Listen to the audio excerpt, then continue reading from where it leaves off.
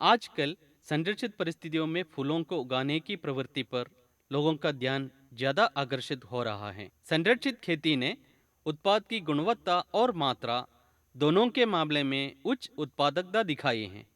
संरक्षित खेती द्वारा प्रदान की जा रही आदर्श स्थिति और वर्ष भर परिपोषी पौधों की उपलब्धता के कारण पौध परजीवी सूत्रकृमि सहित मृदा जनित रोगवाहकों की संख्या अधिक होती है। फसलों पर कृषि रसायनों के अंधाधुंध प्रयोग ने फायदेमंद सूक्ष्म वनस्पतियों पर विपरीत असर डाला है और प्राकृतिक जैविक अवरोध में बदलाव आया, जो अब तक भारत की मिट्टी में पाया जाता था। इस गंभीर स्थितियों से कई बागवानी फसलों में सूत्रकृमियों की समस्या और कई सूत्रकृमियों और रोगवाहक कवकों तथा जीवाणुओं के कारण बीमारियां भी शुरू हुई हैं।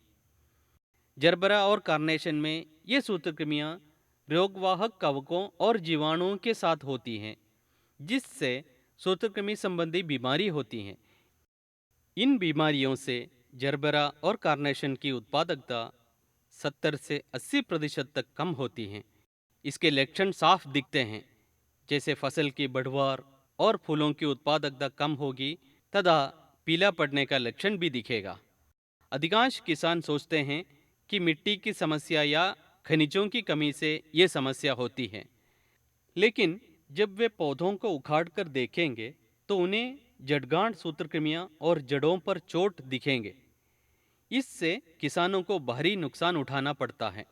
वे 16 या 18 महीने से ज़्यादा फसल नहीं ले सकते।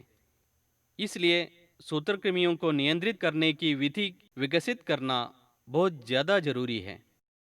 इसलिए इस तकनीकी से बहुत अधिक मदद मिल सकती है।